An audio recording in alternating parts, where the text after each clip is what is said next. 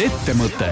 Tere kõigile Ettemõtte podcasti kuulajatele, Taavi Kotka, Henrik Roonemaa on stuudios ja meil on mõned sellised lemmikteemad siin Ettemõtte podcastis ja üks on see, et me leiame erasektorist läinud inimese, kes on võtnud vastutusrikka riigi või avaliku sektori koorma endale vedada ja siis me kutsume selle inimese siia stuudiosse ja küsime, et mis sul arus oli ja kaua see veel kavatsed seal koha peal olla.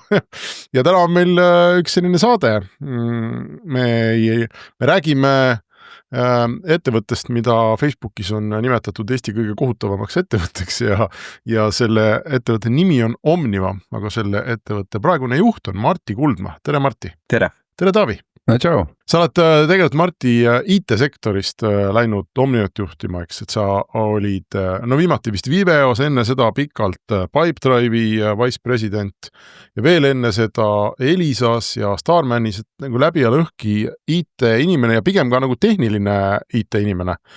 Kas see on õige niimoodi öelda sinu mineviku kohta? Tõsi ta on ja tegelikult ma olen siiamaani insener, et vaba hetk on, siis kirjutan koodi. Et küll mikrokontrolleritele ja mitte productionisse, aga sellegi poolest, et hingelt insener. Miks või kuidas siis nüüd juhtus, et sa juhid sellist ettevõtet nagu Omniva? Ma saan aru, et juhtus sellepärast, et sa kandideerisid ja osutusid valituks, aga miks sa otsustasid kandideerida nagu insenerina sellist asja tegema? Jaa, et tegelikult see lugu on natuke pikem ja keerulisem ja Eestis on selline kavalsüsteem, kus riik kutsub erasektorist inimesi appi nõukogudesse eksperdiks ja mind kutsuti 4 aastat tagasi Omniva nõukogusse vaatama siis kogu seda tehnoloogia ja IT poolt. Ja ma olin samal ajal veel Pipedrive'is asepresidendi rollis.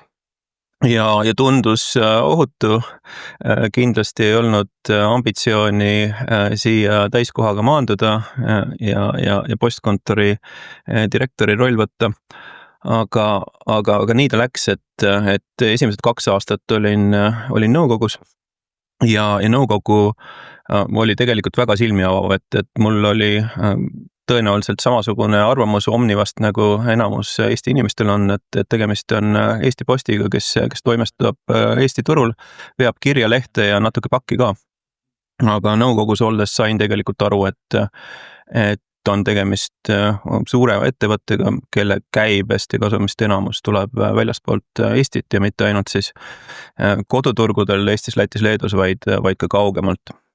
Ja 2 aastat tagasi ma tegelikult liitusin täiskohaga, aga mitte siis ettevõtte juhi rolli, vaid tehnoloogia juhi rolli, ehk et jäin oma domeeni.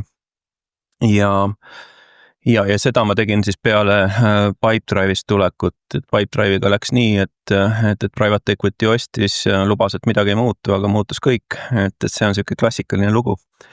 Ja edasi oligi tegelikult valida, et tegin ühe väiksema sutsaka Eestis, ühes väiksema startupis, seal raha ei olnud, mis oleks võimaldanud kasvu ja siis oligi variant, kas minna välismaale või leida Eestist roll ja juba tollel hetkel oli tegelikult erastamine laua peal, nii et sellega ma tegelikult joonistasin selle ettevõtte endale huvitavaks. Aga lähme korra sinna Omniva juurde ikkagi, et tee siis kuulajal ikkagi ka siis nagu see pilt selgeks, et kui suur ta on ja kus ta ikkagi täpselt tegutseb, et enne kui me läheme sinna samade postikandjate ja selle postiteenuse juurde üldse. Ettemõte. Roonemaa ja Kotka idupodcast. Henrik Roonemaa ja Taavi Kotka räägivad igal kolmapäeval sellest, kuidas Eesti 1000 korda suuremaks teha. Ettemõte.